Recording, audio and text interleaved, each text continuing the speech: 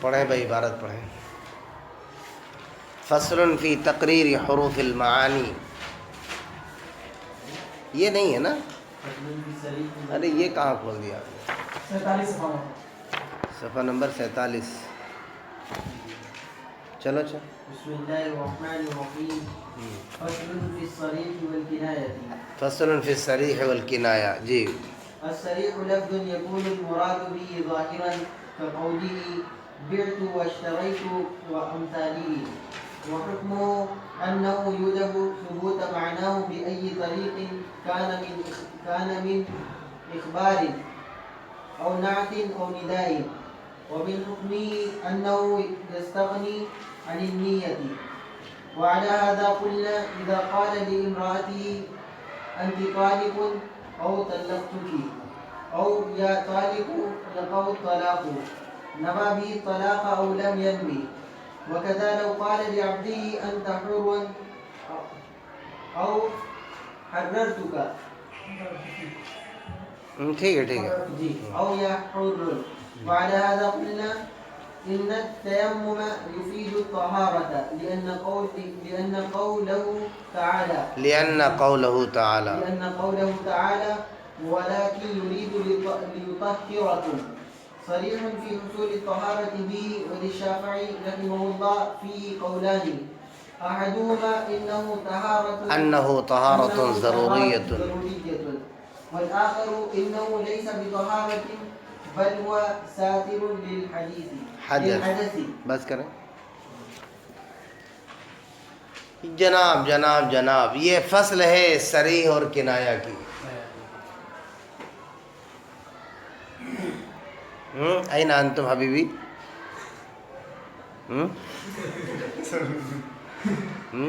صفحہ نمبر 46.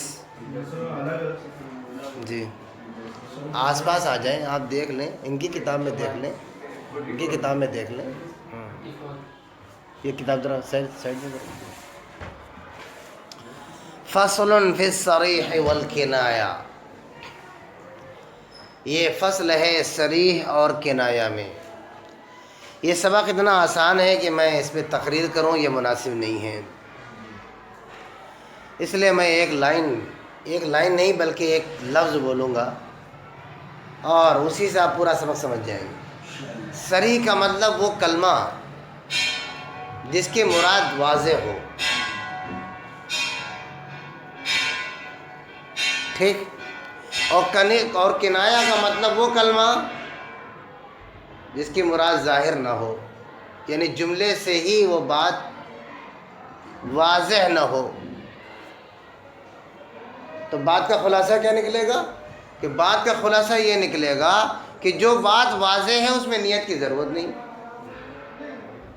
اس میں نیت کی ضرورت نہیں، اور جو بات واضح نہیں ہے اس میں نیت کی ضرورت پڑے گی. چنانچہ صریح میں نیت کا کوئی مطلب نہیں ہے.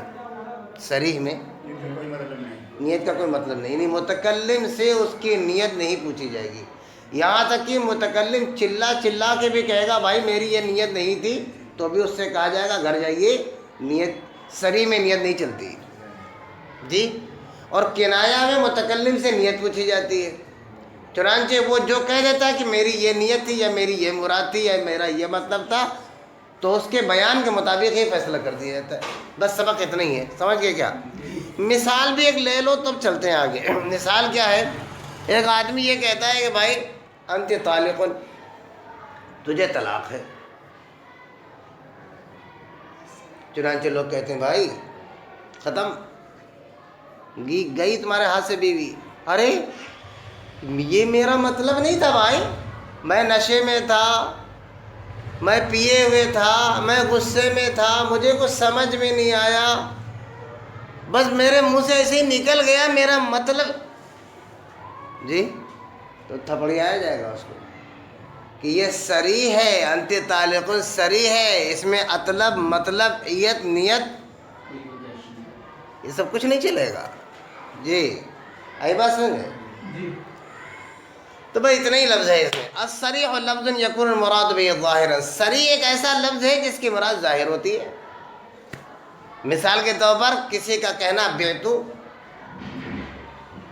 میں نے بیچ دیا. جیسے میں نے کہا ارے یار اپنی کتاب بیچو گے کیا؟ آپ نے کہا بعتو، تو کتاب بک گئی آپ کی. ارے میری مراد، میری کچھ نہیں، گئی کتاب تمہاری. ارے مارکیٹ میں ملتی نہیں ہے. ملتی ہو یا نہ ملتی ہو، کیوں تم نے بعتو کہا؟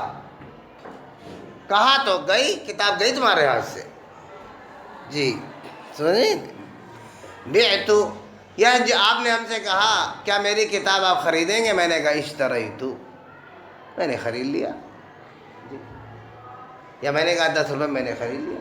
چنانچہ اب لینا پڑے گا، کیوں صریح لفظ ہے، نیت نہیں چلتی اس میں. وامثالی، اسی طریقے سے اور بھی کوئی کلمہ آدمی کہہ سکتا ہے. جی کوئی بھی کلمہ آپ کہہ سکتے ہیں جو واضح ہو. جیسے زید چلا گیا، ذهب زید، زید چلا گیا، اس میں کیا مراد ہوگی؟ چلا گیا مطلب چلا گیا. جی جاء زید، زید آ گیا، زید آ گیا مطلب آ گیا. میری مراد یہ نہیں تھی، مراد سے نہیں ہوتا ہے، یہ صریح ہے. صریح میں مراد وغیرہ کچھ نہیں ہوتی، مراد پہلے سے کلیئر ہوتی ہے. آئی بات سمجھ گئے؟ وحکمہ، تو اس کا حکم کیا ہے؟ فرماتے ہیں اس کا حکم یہ ہے کہ انہ یوجب ثبوت معنی ہو، کہ اس کے معنی کا ثبوت ہو جائے گا.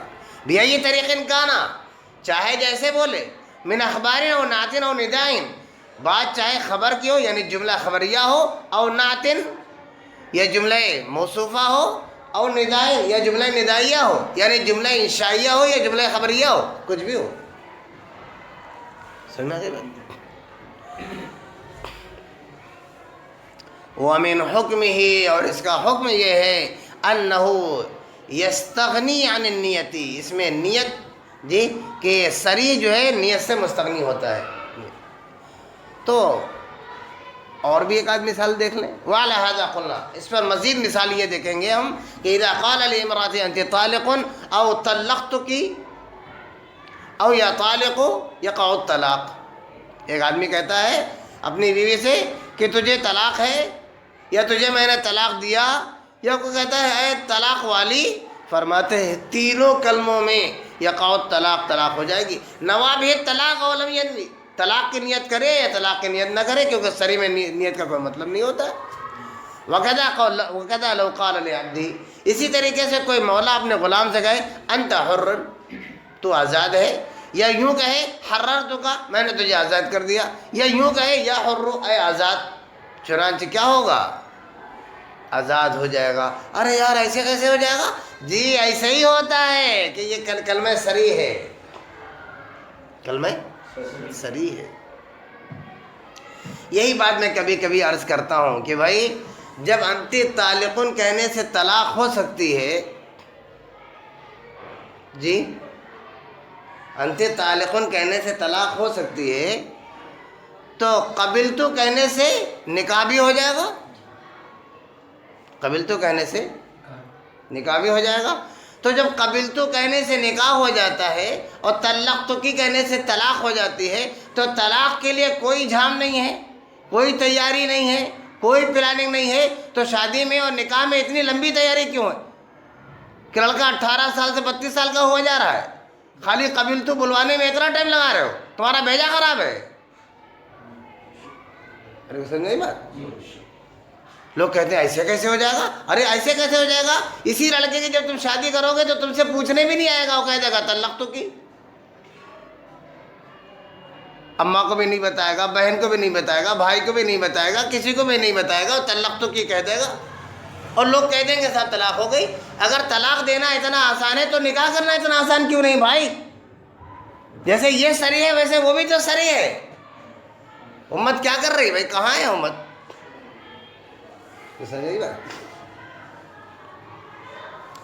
وَعَلَى هَذَا قُلْنَا، یہی مسئلہ آزادی میں ہے کہ آپ نے کہا اشتریتو، میں نے خرید لیا، تو غلام آپ نے خرید لیا. اور اسی طریقے سے آپ نے کہا حررتو کا، میں نے تجھے آزاد کر دیا تو آزاد ہو گیا. حررتو کا کہنے سے آزاد ہو جائے گا، اور اشتریتو کہنے سے خرید بھی لے گا، غلام بن بھی جائے گا وہ. جی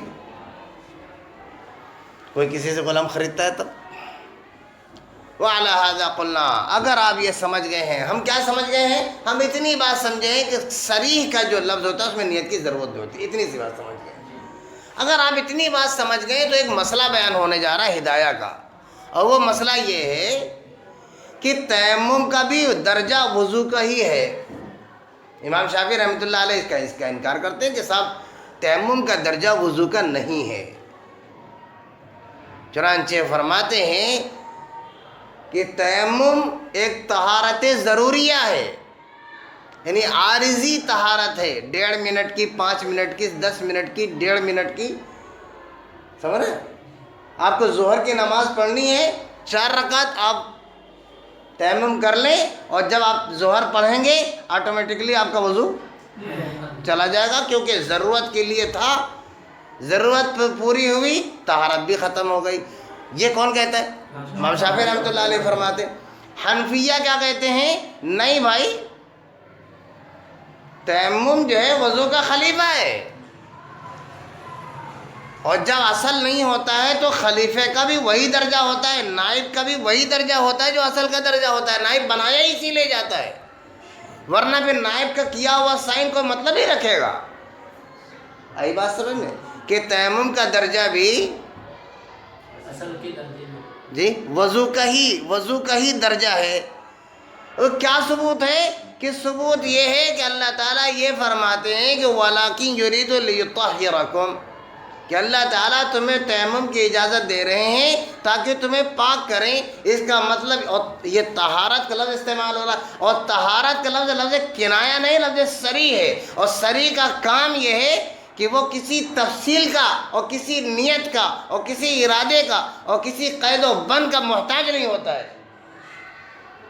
چنانچہ جب اللہ تعالیٰ نے یہ کہا کہ آپ تیمم فرمائیں، اور تیمم کا حکم میں نے اس لیے دیا ہے کہ جب آپ تیمم کریں گے تو آپ پاک ہو جائیں گے، تو وضو کے مسئلے میں بھی تو یہی کہا ہے کہ آپ وضو کر لیں، آپ پاک ہو جائیں گے۔ تو یہ جو لیطہرکم میں جو لفظ طہارت استعمال ہو رہا ہے یہ صریح ہے، اور صریح میں کسی نیت کا اور کسی حد کا محتاج نہیں ہوتا ہے۔ سمجھ میں آ گئی بات؟ تو یہ تھا مسئلہ، مجھے لگتا ہے سمجھ میں آ گیا ہوگا آپ کو۔ اب ہم ترجمہ کرتے ہیں۔ وعلی ھذا قلنا، اسی پر ہم یہ بات کہیں گے، ان التیمم یفید الطہارہ، کہ تیمم بھی طہارت کا ہی کام کرے گا، اس لیے کہ اللہ تعالیٰ فرماتے ہیں وَلَٰكِن يُرِيدُ لِيُطَهِّرَكُمْ، چنانچہ لفظ طہارت کا استعمال صریح ہے فی حصول الطہارت بھی، تیمم کے ذریعے سے طہارت کا حصول، اس سلسلے میں یہ لفظ صریح ہے۔ لہذا آپ کیوں نہیں مانتے ہیں کہ اس کو وضو کا درجہ حاصل ہے؟ صریح کا مطلب نہیں سمجھتے ہیں کیا آپ؟ یہ مطلب کہنے کے بعد وَلِلشَّافِعِ فِيهِ قَوْلَانِ أَحَدُهُمَا أَنَّهُ طَهَارَةٌ ضَرُورِيَّةٌ، امام شافعی رحمۃ اللہ علیہ کا قول ہے، اس سلسلے میں 2 قول ہیں، جن میں سے ایک قول یہ ہے کہ تیمم طہارت ضروریہ ہے، طہارت عارضیہ ہے۔ چنانچہ انہوں نے اس کو نہیں مانا کہ یہ وضو ہے، یہ نہیں مانا انہوں نے۔ والآخر، اور دوسرا قول ان کا یہ ہے کہ انہو لیس بطہارت، اس میں تو انہوں نے طہارت ضروریہ سے بھی انکار کر دیا۔ چلو کھیلو کو تو بھاگو یہاں سے جی، طہارت ہی نہیں ہے جڑ سے، تو پھر ہے کیا؟ فرماتے وہ ساتر للحدث، بلکہ یہ حدث کو چھپانے والا ہے صرف، یعنی اوپر سے چادر ڈھکی ہے، چادر ہٹے گی ابھی یا کوئی ہٹا دے گا، بات ختم ہو جائے گی۔ کیا مطلب؟ نماز پڑھ لیجئے، ضرورت پوری ہو گئی، ختم۔ تو امام شافعی رحمۃ اللہ علیہ نے اس کو نہیں مانا۔ تو امام حنفیہ کے پاس دلیل کیا ہے؟ حنفیہ کے پاس دلیل وہی لیطہرکم والا لفظ ہے۔ سمجھ میں آ گیا ہوگا شاید۔ فرماتے ہیں وعلی ھذا، اسی اختلاف کے اوپر دونوں مذہبوں پر کئی مسائل مخرج ہوں گے جی، من جوازہ وعدم جوازہ، مطلب من جوازہ قبل الوقت واداء الفرضین بتیمم واحد وامامہ المتیمم للمتوضئین، وجوازہ بدون حرف تلف النفس او العزو بالوضوء، وجوازہ للعید والجنازہ، وجوازہ بنیت الطہارۃ۔ یعنی ان تمام مسئلوں میں چونکہ احناف و شوافی کے درمیان طہارت کے مسئلے میں کہ تیمم کا درجہ کیا ہے، اس وجہ سے بہت سارے مسئلوں میں اختلاف واقع ہو جائے گا۔ مثال کے لیے 2 4 5 یہاں پہ مثال کے لیے دے رہے ہیں۔ ایک مسئلہ یہ ہے کہ ہمارے یہاں چونکہ تیمم کو وضو کا درجہ حاصل ہے، لہٰذا جیسے نماز سے پہلے یا نماز کا وقت آنے سے پہلے وضو کوئی کرنا چاہے تو کر سکتا ہے نا؟ ارے ہے نا بھائی؟ لیکن امام شافعی رحمۃ اللہ علیہ کے ہاں چونکہ وہ طہارت ضروریہ ہے، تو جب تک ضرورت واقع نہ ہوگی، ضرورت آئے گی نہیں، یا ضرورت پیش نہیں آئے گی، تب تک تیمم کی اجازت بھی نہ ہوگی۔ چنانچہ ظہر کا وقت شروع ہونے سے پہلے ظہر کا کوئی مطلب نہیں، کوئی کانسیپٹ نہیں ہے، لہذا جب تک کہ ظہر کا وقت داخل نہیں ہو جائے گا تب تک کہ ظہر کے لیے کوئی تیمم کرے گا تو کوئی مطلب نہیں ہوگا اس کا۔ ارے آئی بات سمجھ نہیں ہے؟ اسی طریقے سے ہمارے یہاں یہ مسئلہ ہے کہ بھئی تیمم کو وضو کا درجہ حاصل ہے، لہذا کوئی آدمی اگر وضو کرتا ہے تو ظہر، عصر، مغرب، عشاء، فجر 48 گھنٹے تک بھی اگر رکھ سکتا ہے تو جتنی دل چاہے اتنی نماز پڑھے، فرض پڑھے، واجب پڑھے، سنت پڑھے، ادا پڑھے، قضا پڑھے، جو دل چاہے وہ پڑھے۔ لیکن امام شافعی رحمۃ اللہ علیہ کے نزدیک چونکہ وہ طہارت ضروریہ ہے، لہذا آپ نے اگر ظہر کے لیے وضو کیا ہے تو ظہر کی نماز پڑھتے ہی وضو ٹوٹ جائے گا، عصر کے لیے آپ کو سمجھ نہیں دیا؟ ایسے ہی مسئلے ہیں۔ فرماتے ہیں سنو، چنانچہ من جوازہ قبل الوقت، وقت سے پہلے ہمارے نزدیک تیمم جائز ہے، ولا یجوز عندہ، لیکن ان کے نزدیک جائز نہیں ہوگا۔ سمجھ میں آئی بات؟ واداء الفرضین، ہمارے ہاں 2 فرض ادا ہو سکتے ہیں، ان کے ہاں نہیں ہو سکتے، بتیمم واحد، ایک تیمم سے۔ بات سنیں، وامام متیمم للمتوضئین، اور کسی متیمم کی امامت وضو، صاحب وضو کے لیے ہمارے ہاں جائز ہوگی، ان کے ہاں جائز نہیں۔ کیوں؟ اس لیے کہ ہمارے ہاں تیمم کرنے والا اور وضو کرنے والا دونوں کا درجہ ایک ہے جی، اور ان کے یہاں تیمم کرنے والا نیچے درجے کا ہے اور وضو کرنے والا اوپر کا والے درجے کا ہے، لہذا وضو کرنے والا امام بن سکتا ہے، تیمم کرنے والا وہ امام نہیں بن سکتا۔ اگر تیمم کرنے والا وہ امام بنے گا تو وضو کرنے والے کی نماز نہیں ہوگی۔ آئی بات سمجھ میں؟ یہ کھیل ہے۔ آگے بھی مسئلہ ہے، وجوازی بدون خوف تلف النفس، ہمارے یہاں تیمم جائز ہے بدون خوف تلف، جان کے چلے جانے کے ڈر کے خوف کے بغیر بھی تیمم جائز ہے ہمارے یہاں۔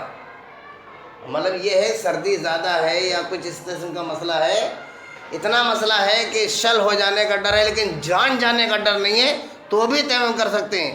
لیکن چونکہ ان کے ہاں طہارت ضروریہ ہے تو اگر امام شافعی رحمۃ اللہ فرماتے ہیں اگر تم کو یہ لگتا ہے کہ پانی چھوئیں گے تو جان ہی چلی جائے گی تبھی آپ کر سکتے ہیں، نہیں تو نہیں کر سکتے۔ یہی لکھا ہوا جواز ہی، جی ہمارا اس کا جائز ہونا ہمارے ہاں صحیح ہے، بدون خوف تلف النفسی اب العزوی، یا کوئی عزو کے تلف ہو جانے کے ڈر سے کے بغیر بالوضوئی، ٹھیک ہے، وجوازہ للعید والجنازہ، اور ہمارے ہاں عید کے لیے بھی، عید کے لیے کیونکہ عید کا مسئلہ یہ ہے کہ عید کی نماز دوبارہ نہیں پڑھ سکتے، لہذا اگر جماعت کھڑی ہو جائے گی تو ہمارے یہاں جب تک وضو کرنے جاؤ گے تب تک تو یہاں کام لگ جائے گا۔ آج کل کے امام صاحب بھی دھڑا دھڑ اللہ اکبر اللہ اکبر اللہ اکبر، اور جنازے کی نماز ماشاء اللہ تڑا جب تک آپ وضو کرنے جائیں گے تب تک یہاں تو ٹرین ہی چھوٹ جائے گی۔ اس لیے احناف کے یہاں یہ مسئلہ ہے کہ عید کا مسئلہ اگر آ جائے، جماعت کھڑی ہو تو آپ تیمم کر لیجئے، اور جنازہ اگر آ جائے تو آپ تیمم کر لیجئے۔ جبکہ امام شافعی رحمۃ اللہ علیہ کے نزدیک پانی ہے تو کیا ہوا، جب پانی ہے تو کیا ہوا، ارے مسئلہ جنازے کا ہے یار، جب تک تم وضو کرنے جاؤ گے تب تک یہ جنازے کی نماز ہو جائے گی۔ ارے نہیں سمجھا رہی کیا بات؟ اگر احناف سے آپ کا تعلق ہے تو آپ عید کی نماز اور جنازے کی نماز پانی کے ہوتے ہوئے بھی تیمم کر سکتے ہیں۔ وجواز بنیت الطہارت، اور ہمارے نزدیک صرف طہارت حاصل کرنے کی نیت سے بھی تیمم کیا جا سکتا ہے، جبکہ آپ کیا نہیں ہو سکتا کیونکہ آپ کیا ضرورت ہی نہیں ہے۔ مثال کے طور پر ایک ماشاءاللہ اللہ والا بندہ ہے، نیک بندہ ہے، متقی پرہیزگار بندہ ہے، وہ یہ سوچتا ہے کہ ارے بے وضو رہنا بہت نامناسب بات ہے، اور یقیناً نامناسب بات ہے جی، اور سبحان اللہ پڑھ رہا ہے، الحمدللہ پڑھ رہا ہے، کوئی ذکر کر رہا ہے یا قرآن پڑھ رہا ہے، اور ظاہر ہے کہ وضو کر کے اگر آدمی کوئی قرآن پڑھ رہا ہے، قرآن نہیں چھو رہا ہے لیکن قرآن پڑھ بھی رہا ہے تو اس کا ثواب بڑھ جائے گا نہیں بڑھ جائے گا بھائی؟ چنانچہ اگر وہ آدمی بغیر نماز کی ضرورت کے، کوئی آدمی صرف طہارت کے حصول کے لیے بھی اگر کوئی تیمم کرنا چاہے تو ہمارے یہاں کر سکتا ہے، آپ کے یہاں نہیں کر سکتا۔ تو یہ مسئلہ کہاں سے پیدا ہوا؟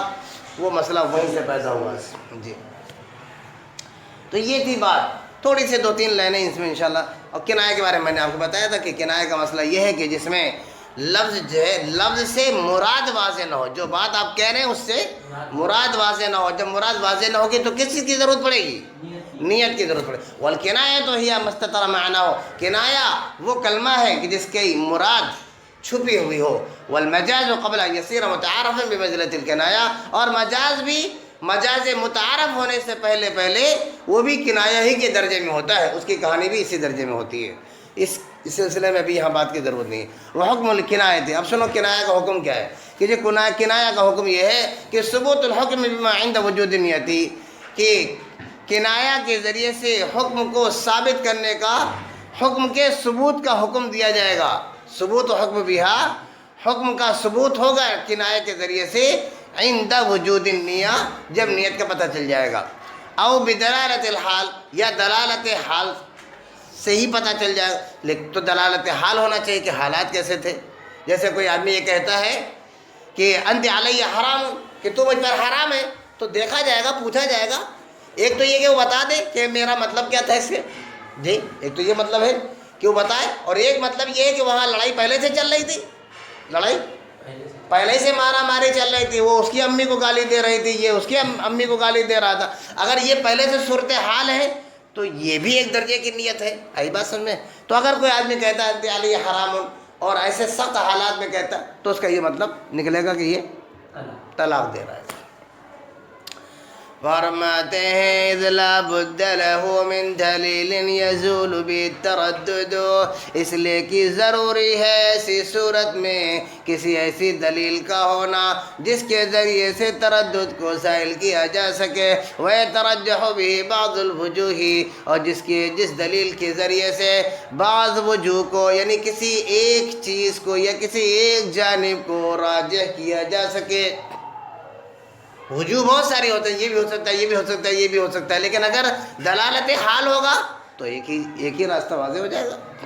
وَلِهَذَا الْمَعْنَى سُمِّيَ لَفْظُ الْبَيْنُونَةِ وَالتَّحْرِيمِ كِنَایَةٌ فِي بَابِ الطلاق، یہی وجہ ہے کہ مسئلہ طلاق میں لفظ بینونت کو اور لفظ تحریم کو کنایہ کا نام دیا گیا ہے۔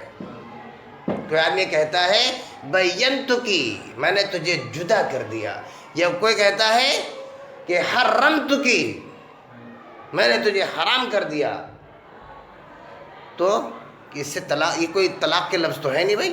بینتکی کوئی طلاق ہے نا جی، حرمتکی میں نے تجھے حرام کر دیا، یہ کوئی طلاق ہے؟ یہ طلاق کے لفظ نہیں ہے، مگر اس کے مطلب، اس کا مطلب کیا ہے، یہ مسئلہ کھڑا ہوگا۔ چنانچہ یہاں نیت کی ضرورت ہوگی، چنانچہ یہ کنایہ ہے اور کنایہ میں نیت کی ضرورت ہوتی ہے۔ چنانچہ اگر نیت اس کی طلاق کی ہے تو طلاق واقع ہوگی۔ فرماتے ہیں لمعنى التردد واستتار مراد، کیونکہ یہاں معنی میں تردد ہے اور مراد میں مراد چھپی ہوئی ہے۔ لا انه يعمل عمل الطلاق، یہ مطلب نہیں ہے کہ یہ لفظ جو ہے طلاق کے لفظ ہیں، یہ مطلب نہیں ہے کہ یہ طلاق کے لفظ ہے، یہ طلاق کے لفظ نہیں ہے اور یہ عمل طلاق نہیں ہے، مگر اسی لیے پوچھا جائے گا کہ وہ تمہاری مراد کیا ہے۔ اگر آپ یہ سمجھ گئے ہیں تو 2 لائنیں بچی ہیں مزید۔ وَيَتَفَرَّعُ مِنْ حُكْمُ الْكِنَایَاتِ فِي حَقِّ عَدَمِ وِلَایَةِ الرَّجْعَةِ، اس لائن سے کیا بتانا چاہتے ہیں؟ اس لائن سے یہ بتانا چاہتے ہیں کہ دیکھو بھائی، شریعت نے طلاق دینے کے اسٹیپس رکھے ہیں۔ 1 طلاق دو گے تو رجعی ہوگی، 2 طلاق دو گے تو رجعی ہوگی، 3 طلاق دو گے تو مغلظہ ہو جائے گی۔ تو کہنے لگے وہاں طلاق میں چونکہ شریعت نے یہ درجے رکھے ہیں اس لیے ایسا ہے، لیکن بینونت میں یا کنایہ میں رجعت نہیں ہو سکتی، کیونکہ اس میں طلاق رجعی نہیں ہوتی۔ کنایہ میں جب بھی کسی کی طلاق ہوگی تو طلاق ہی ہو جائے گی اور رجعت کا اختیار نہیں ہوگا۔ کیوں نہیں ہوگا؟ اس لیے کہ آپ نے کہا بینتو کی، میں نے تجھے جدا کر دیا، تو جدا کسے بولتے ہیں؟ نکاح ٹوٹنے کو کہتے ہیں۔ رجعی میں نکاح ٹوٹتا ہے، رجائی میں نکاح ٹوٹتا نہیں. تم نے کہا میں نے تجھے اپنے اوپر حرام کر دیا. حرام کیسے ہوگی؟ جب نکاح ٹوٹے گا تب تو جی نکاح ٹوٹے گا. چنانچہ ایسی کوئی طلاق اس سے واقع نہیں ہوگی جس سے آپ رجوع کر سکیں، کیونکہ حالت رجوع وہ طلاق جی وہ نکاح کے نہ ٹوٹنے کی صورت میں ہوتا ہے. چونکہ اس میں آپ نے لفظ جو استعمال کیا وہ نکاح کے ٹوٹنے کی بات کی، لہٰذا کنایہ سے جو طلاق واقع ہوگی وہ سیدھے طلاق بائن ہوگی، یعنی 2 طلاقیں ہوں گی اور اس میں رجعت کا حق حاصل نہیں ہوگا، جبکہ صریح میں رجعت کا حق حاصل ہوگا. یہی فرق ہے مسئلہ طلاق میں. مسئلہ طلاق میں لفظ صریح استعمال کریں گے اگر آپ اور 1 اور 2 کے دائرے میں رہیں گے تو رجعت کا حق حاصل ہوتا ہے. لیکن اگر آپ ایک ہی لفظ استعمال کریں لیکن لفظ کنایہ استعمال کریں تو رجعت کا حق حاصل نہیں ہوگا، کیونکہ وہ اس میں طلاق رجعی کے کوئی پائدان نہیں ہے. اس میں سمجھ آ گئی؟ جی فرماتے ہیں وَيَتَفَرَّعُ مِنْهُ حُکْمُ الْكِنَایَات، کنایات کا حکم اسی سے متفرع ہوگا. کیا مسئلہ نکلے گا؟ فرماتے فی حق عدم ولایت الرجعتی، کہ اس میں رجعت کا حق، رجعت کے حق کے نہ ہونے، جی عدم ولایت رجعت کے حق میں کنایات کا حکم نکلے گا، متفرع ہوگا. جی وَلِوُجُودِ مَعْنَى التَّرَدُّدِ فِي الْكِنَایَةِ، اور اس لیے بھی کہ کنایہ میں تردد کے معنی پائے جاتے ہیں. چنانچہ مسئلہ یہاں سے نکال رہے ہیں، سنو. وَلِوُجُودِ مَعْنَى التَّرَدُّدِ فِي الْكِنَایَةِ لَا يُقَامُ بِهِ الْعُقُوبَاتِ، اور سنو کنایہ میں تردد کے معنی ہونے کی وجہ سے لفظ کنایہ کے ذریعے سے عقوبات اور حدود کا نفاذ نہیں کیا جاتا. حتیٰ لو اقر علی نفسی، مثال دینے سنو، یہاں تک کہ اگر کوئی آدمی اپنے خلاف اقرار بھی کر لے زنا کا، چوری کا، ڈکیتی کا، لا یقام علی الحد، تب بھی اس کے اوپر حد نہیں لگائی جائے گی، سزا نہیں دی جائے گی. معلوم یذکر لفظ صریح، جب تک کہ لفظ صریح استعمال نہ کرے کہ زنیت و سرقت و ڈکیت. ڈو یو انڈرسٹینڈ مائی مین؟ جی جب تک کہ لفظ صریح استعمال نہیں کرے گا تب تک حد اس پہ نہیں لگائی جائے گی. ہے بات سمجھ میں؟ ایسے آج کل انگلش بولی جاتی ہے تو عربی کیوں نہیں؟ جی جی وَلِهَذَا الْمَعْنَى، اگر آپ یہ بات سمجھ گئے ہیں تو ذرا ایک اور مثال دیکھ لیں. وَلِهَذَا الْمَعْنَى، تبھی تو اخرس پر حد نہیں قائم کی جاتی اشارے کے ذریعے سے. اگر کوئی گونگا ایسے ایسے ایسے ایسے ایسے ہاتھوں کے اشارے سے کر کے اگر کہہ دے کہ میں نے چوری کی ہے، میں نے ڈکیتی کی ہے، میں نے یہ کیا ہے، میں نے وہ کیا ہے، میں نے ان کو مارا ہے، پیٹا ہے، میں نے ان کو قتل کیا ہے، اگر اشارے سے اگر وہ اقرار کرے اپنے خلاف تو بھی حد. کیوں؟ اس لیے کہ اشارہ کیا چیز ہوتا ہے؟ کنایہ، اور کنایہ میں عقوبات نافذ نہیں ہوتی. وَلَوْ قَذَفَ رَجُلٌ بِالزِّنَا، اگر کوئی آدمی تہمت لگا دے کسی آدمی پر زنا کی، فقال الآخر، چنانچہ وہاں دوسرا ایک آدمی کھڑا وہ کہتا ہے صدقت، ماشاءاللہ آپ نے بالکل صحیح فرمایا. فرماتے لا یجب علی الحد، تب بھی اس کے اوپر حد واقع نہیں ہوگی. کیوں؟ لِاحْتِمَالِ التصدیق لو فی غیرہ، اس لیے کہ اس تصدیق کرنے والے کی تصدیق اس بات کا احتمال لگتی ہے کہ یہ صدقہ اس کے بارے میں نہ ہو کر کے کسی اور چیز کے بارے میں یا کسی اور کے بارے میں کہہ رہا ہو، یہ اس کا بھی احتمال ہے. سمجھ آئی بات؟ مجھے لگتا ہے کہ یہ مسئلہ واضح ہو گیا ہوگا اور یہ سبق بھی آپ کو سمجھ میں آ گیا ہوگا.